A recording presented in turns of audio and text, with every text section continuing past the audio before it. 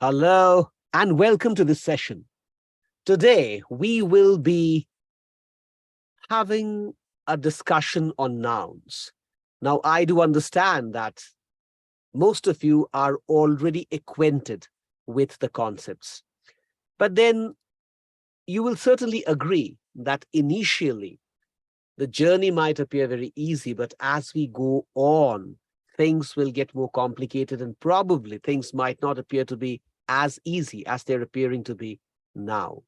Grammar is going to be a joyride for all of us, provided that we are attending the classes seriously and practicing, because the exercises will soon be starting out.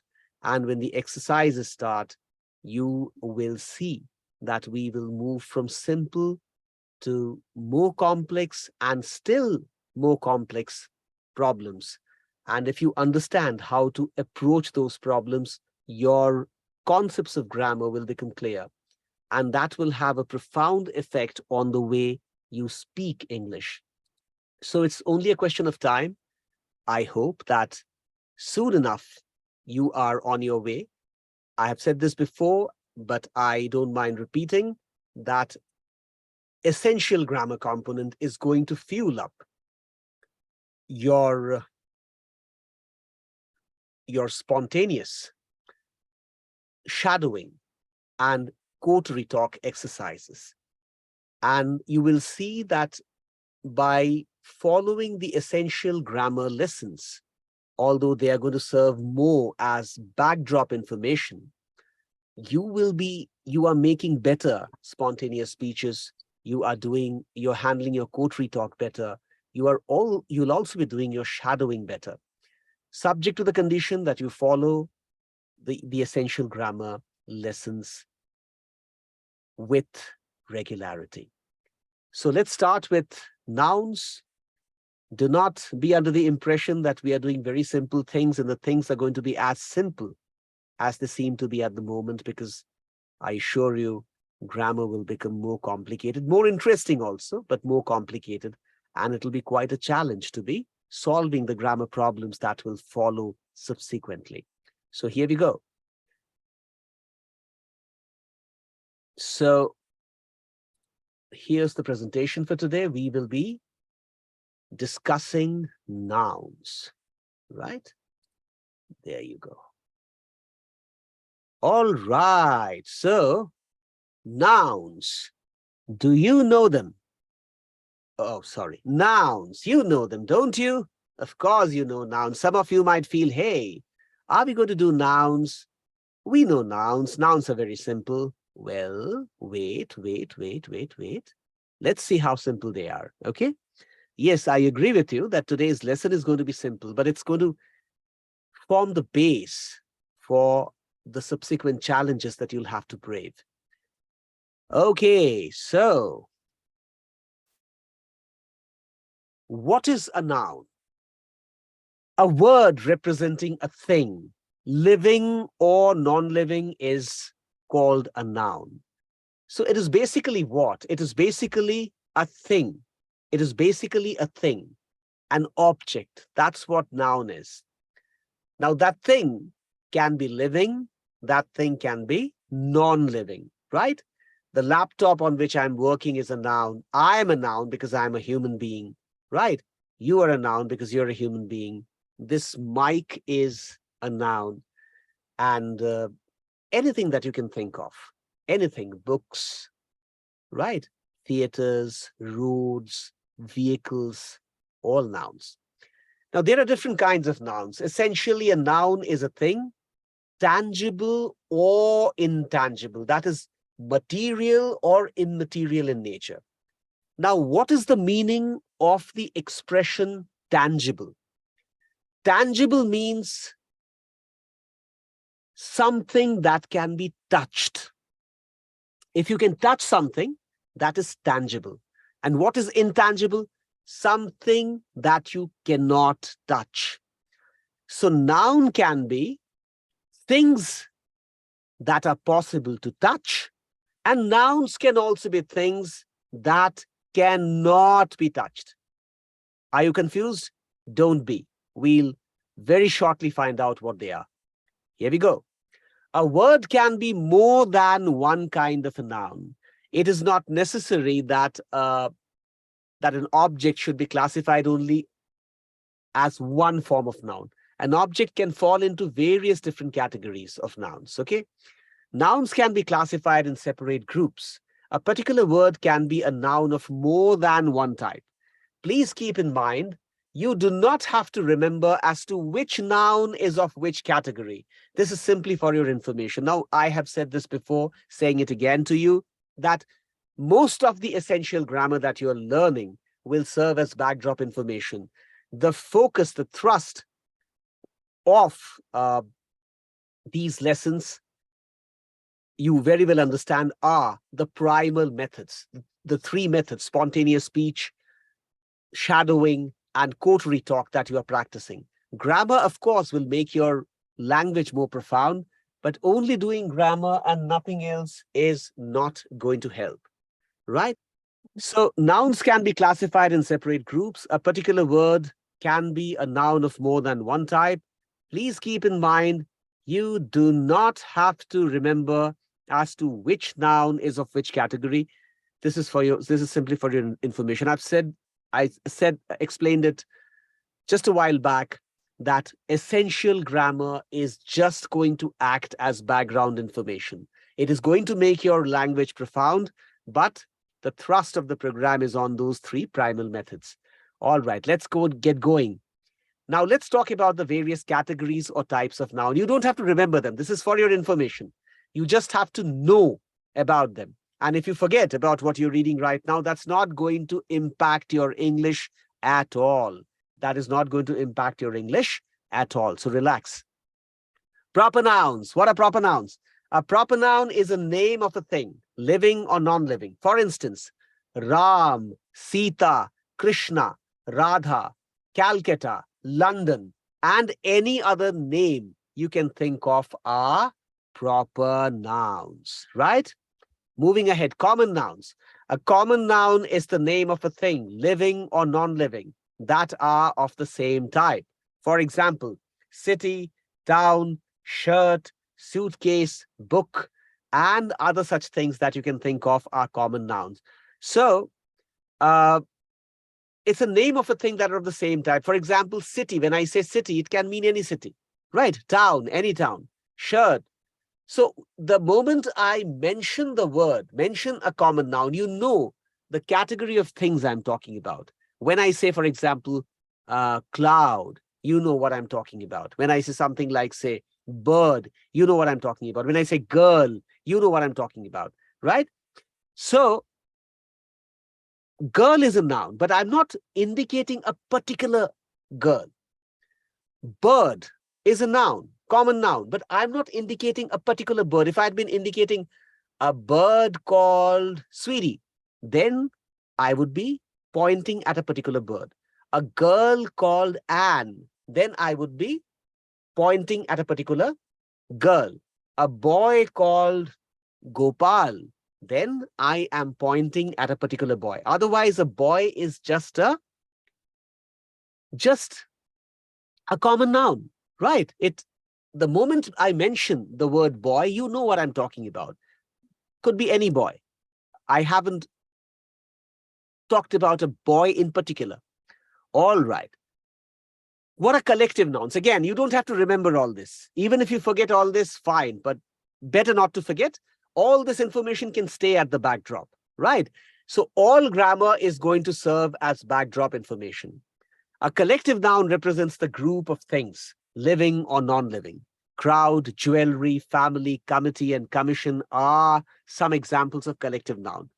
They represent a group of things. Family obviously would mean there are several family members.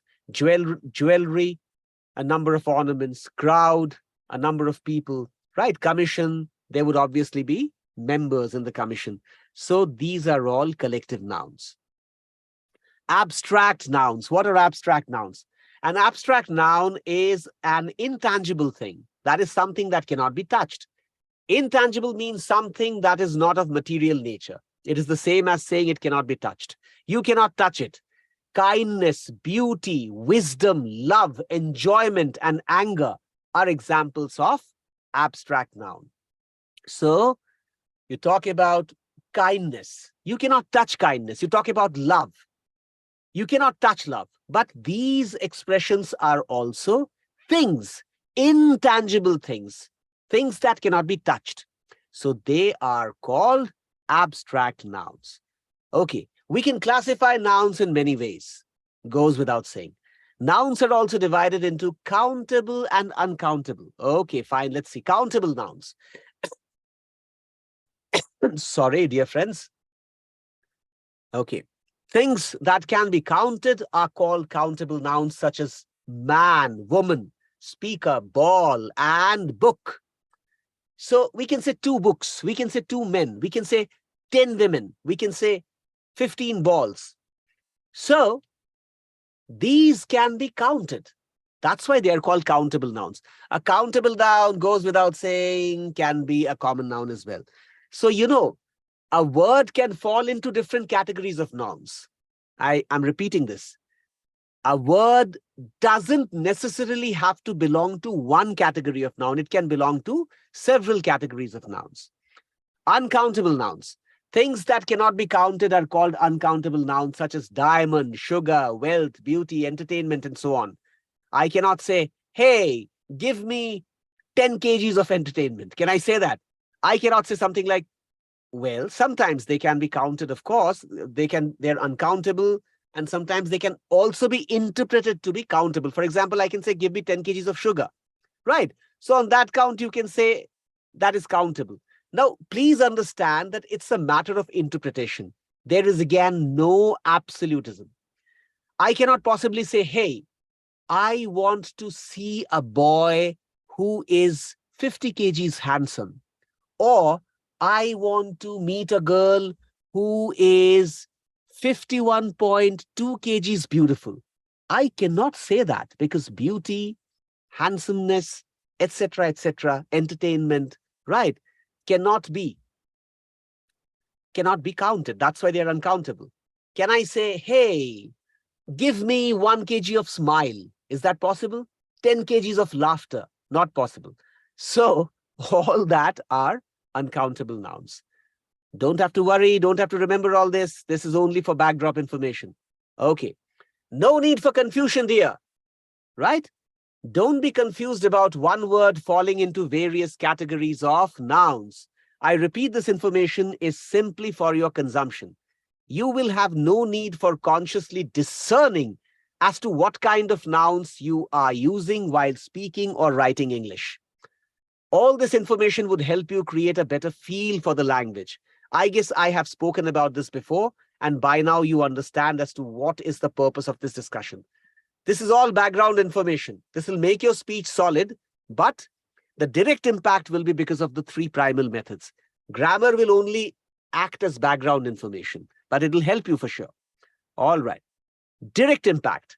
For those of you who are wondering as to what will have a direct impact on your command over English language, let me say it loud and clear that it will be the practice exercises that we will be doing as this training program continues.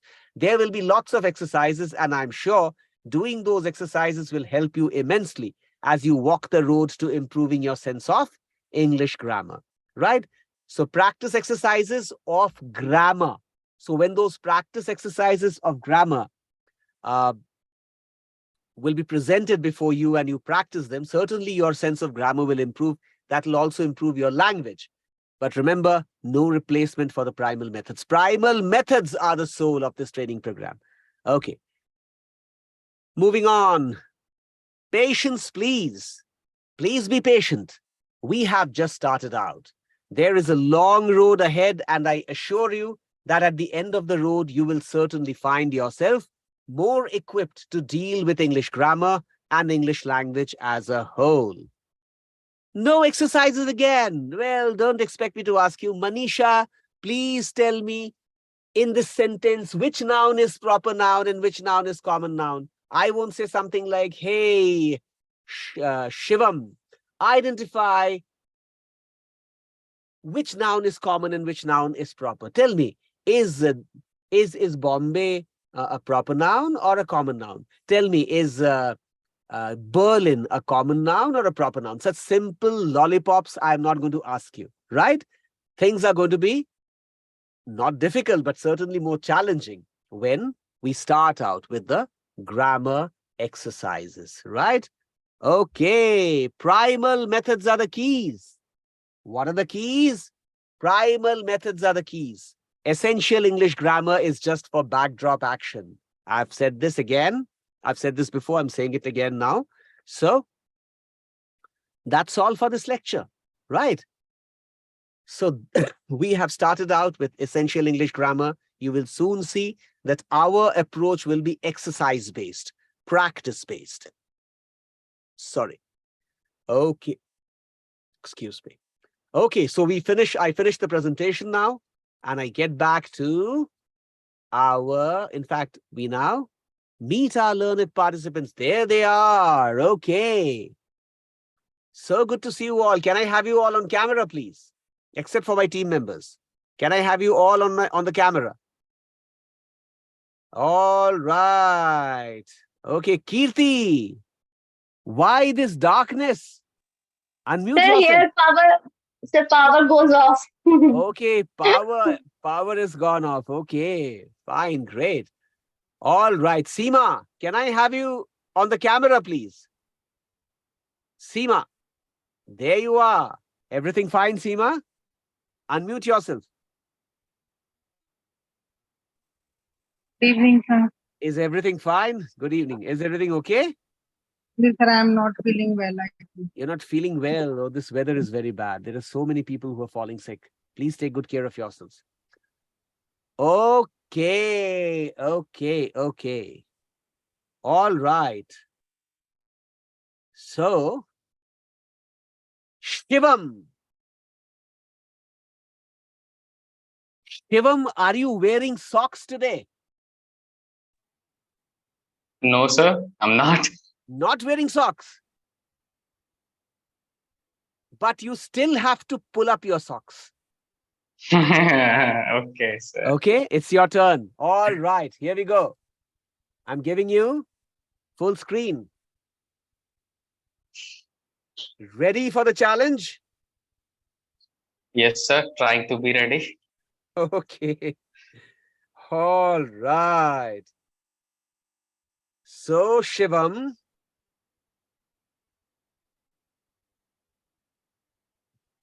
your topic for spontaneous speech today is superstitions are dangerous. Superstitions are dangerous.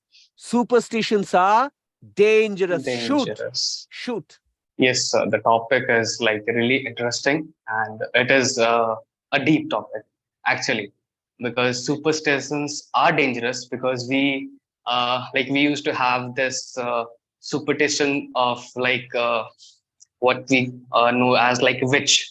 There was this witch culture going on like in like every sphere of the world. There's a thing like black magic and this all things, and also the ghost, and also this Baba trend that is like going on. Well, in India, it is very popular.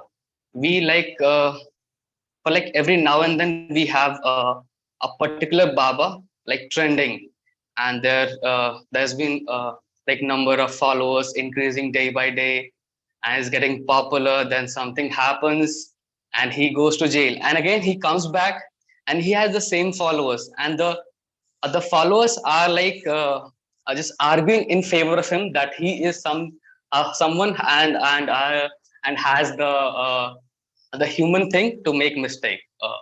I'm not sure what I'm talking, but I'll just be like speaking whatever I can. And like superstitions are really dangerous. It can like take lives because there are things like this witch culture got like many women dead. Their lives are like destroyed in just making the mistake of taking them as witch, but they were not like practicing anything like that. They were not doing any black magic, but still they lost their lives because of this superstitions. And in our like Hindu culture, there is a lot of like rituals and traditions going on, and and there are like so many loopholes in that, and in those like loopholes, these babas and priests, they find like so many things. They just tell you to do this and do that, and this problem will be just gone. So we do all those things. We just follow them and like spend a lot of money to get rid of the problem that the person, the baba says that yeah, you can get rid of them if you just do this and spend a lot of money. So these superstitions are really dangerous, and we need to be like aware of these things. There's no one like who can do such things, and like this black magic, I don't think this has like something true in itself, because there has been like chapters in our books, in our Hindu scriptures. There's been there's a mention of these things, the black magic things, and this whole superstition thing of like sacrificing something, so yeah, there's a thing, but I don't know like what the reality is, the truth about is. But there's a lot to know and desire also, uh, because this whole concept of this superstition is all because of the desire we get. We want to like achieve this or that by like any means, and like when we do that, we just get hold on to some superstitions, and we believe that this can be done. So these superstitions are like dangerous, and I don't know much about the superstition, but when I was a child, I was really afraid of this ghost thing until the age of like 18, when I was like walking alone in the road at night. I used to just feel like there's someone in the darkness. I used to feel that thing, but there's no one. But the stories that we have like heard from the childhood, that there's ghost, the female one and the male one. So these stories are really making us scared, and I was like so afraid of being alone and like in the room. So that was a kind of superstition that I used to had. Like now I'm not like fully confident and like fearless, like being alone and going alone at night around like 12 o'clock. It will just make me scared, make me afraid of being alone in the darkness. I don't like fear the men, the thieves, and the bad people. But what I fear the ghost.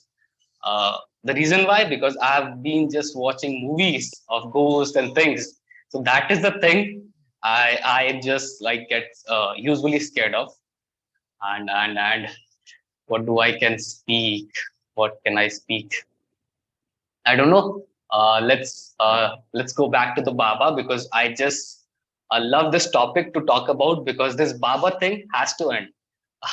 Because there's a lot more Baba in our like country, and they use this like miracle, just sow this and do this, and we just get like, yeah, like he can do the miracle, he is the messenger of God, and like he can just make us good, he can make us wealthy. So we hold on to that belief and like obey him. I don't think I'm repeating it, maybe I'm repeating it. I don't know what I'm doing. And Okay, that should superstitions. do. That should do. That should do. That should do. Yes. Okay. Good. Give him a lot of appreciation. Properly unmute yourselves. Unmute yourselves and give him. Yes. Yeah. What is the purpose of clapping with your microphones off? Just tell me. So now the thing is, Shivam, you have done a good job. Impressive, right? But are you practicing spontaneous speech regularly? Have you practiced Almost, sir. spontaneous speech? Almost. Okay. Almost every day. Like missed. Yes, almost every day. All right, Shivam, you have done very well. Are you doing it regularly, right? Good. So it's an Most. impressive performance. The topic wasn't very easy, right? You had to cook up stories, you had to cook up situations. What you are saying is right. I completely agree with you. Spiritualists don't have to show miracles. True spiritualists, in fact, will refrain from showing miracles. Even if they are capable of showing miracles, they'll not show miracles. Okay. So religion, we often see, pushes us to the world of spirits and goblins, taking us away from the science of from the world of science and rationality. So you are very right. Religion really needs to be checked, right? True religion is not the religion that we see being practiced around us. Spirituality is very different from religion, right? And even if you say religion, what we say dharma, dharma is not this rubbish, superficial set of practices that we see happening around us. So very right, Shivam. What you said is rich in content, truly impressive. And now I'll be reading out what your friends have said about you. All Thank you, sir. right. Okay. Okay, my team says, superb, Shivam, you nailed it. Completely agree with my team. You nailed it, Shivam. Very well done. Okay. Manisha writes, you have done really well, Shivam. Agree with Manisha. Isha writes, well done, Shivam. Absolutely. Well done indeed. Pallavi writes, really nice, Shivam. Okay, and she has also given you to this, whatever this means. Okay, this, I don't know what this means. Okay. All right. Sneha writes, good work, Shivam. Indeed, very good work. Shivam writes, thank you to everybody. And then Sanjay says, well done. And Lekha writes, you have done very well, Shivam. Shivam again says, thank you. And Seema writes, you have done wonderful job, Shivam. Indeed, I completely agree. Your topic was difficult, and yet you pulled it off. You made an impressive performance. And the best part about what you said is the richness of the content, right? So you are an intelligent boy, Shivam. Keep practicing, and well, the sky is the limit for you. All right. Now I'll be. Thank you, sir. Thank you so much, sir. Thanks to you for being such a wonderful performer, such a great, such a source of inspiration for one and all. All right. And now, Isha, are you wearing socks? No, sir. You I are not am not. wearing socks. You are not wearing socks. No, sir. That does not mean you will not be pulling up your socks. Okay? You still have to pull up your socks. Here we Okay, go. sir. I'm giving you full screen now. There you are. Okay.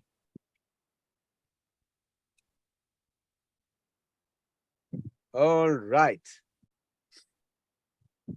Shivam writes to everyone. Shivam writes, thank you, Seema. Okay. Isha, your topic for the day is optimal use of technology. Optimal use of technology. Repeat. Optimal use of technology. Start your speech.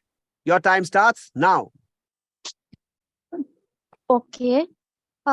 In today's generation, we are very much used to of like technology. In today's, like we are too much obsessed about our mobile. We cannot live without mobile. So many of the people don't know how to use it. Like many of youngster today's in wasting time scrolling Insta and seeing YouTube video, like this type of things they are doing. But many when you know how to use technology and how much time you have to devote on it, then you will value for it. Like TV is also a second example of technology. And many of people use it for the news, and like some other people are for entertainment, some people use for the music. But optimal, when you use it optimal for the optimal use, then you actually realize the value of technology. And technology in our today's time, technology is our essential part, and optimal use can give us the value for our life. In our today's time, our motorcycle or scooty or car driving is also other example of technology. So everyone don't know how to use it. When you use it with the patiently and uh, the for basic you need, then it is okay. When you use it for your fun, many youngsters in today's time go for the long drive and for high volume and for speed, it's a speed like 90 100 plus. Then what the result, it many of the accident is because of the his carelessness. So today's time optimal technology in our homes, technology, everything is on technology. In most of the houses, people don't prefer maid, they use prefer like robot. But we have to know how to use it, and how much time we have to spend on it. So uh, what to say, and so after everyone have to know about the technology, and and concerned about, and uh, sorry, I want to say something but not a exact word to what to say. And always aware about it, uh, how to use it, and how to develop a new things. We use everything in technology like charger, where when we use it for the mobile charging, then it's okay. But many people don't, most of the people uh, left the charger on the board. Somehow it's result like a blast, and it's result like a death of the in many 2 or 3 incident I read on the newspaper, because of the heat of a charger, it blast on the home. And next other example of like chimney, in flats we use chimney. We when we use it for the cooking purpose, it is natural smell like other thing. But maxi when you forget to switch off the chimney, and like electric gadgets, it may cause for the death or other blasting of home. Like my colleague forget to switch off the fridge, or when she returned from the office and reached home. At that time, what she see, blast on the home. But that time she didn't understand what happened. And after wandering all the home, she observe, she at the morning she forget to switch off the fridge connection. That's why it cause a, blast in the home. So optimal use of technology is the most important thing in the for everyone. And the other example, what to say, like computer. In today's time, children are so obsessed with computer. Like parents give us our kids to do it for the study, but they are not doing it for the study. All the time they are busy in gaming and other type of tools. So it's a parent's responsibility to teach her how to use technology. Of course technology is also for our benefit, but with the benefit, it have many of the disadvantage also. So we have to know the perfect use of the technology. With the perfection use of the technology, we actually value for the technology.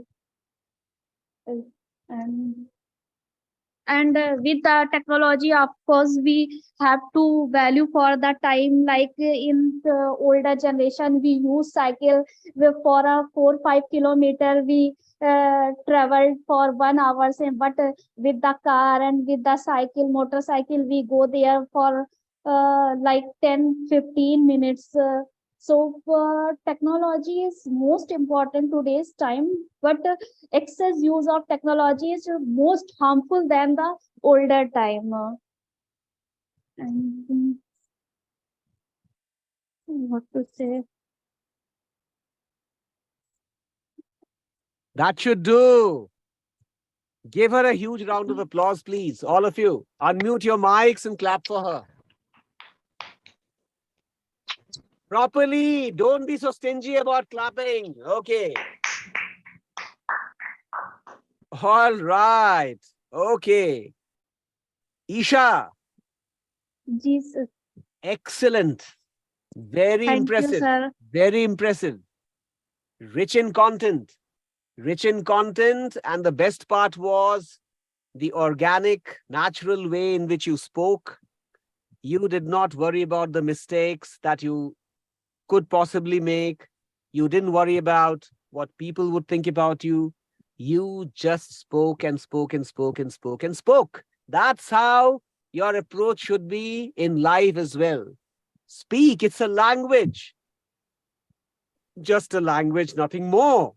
Right? So do not worry about how you are speaking, but speak. Right?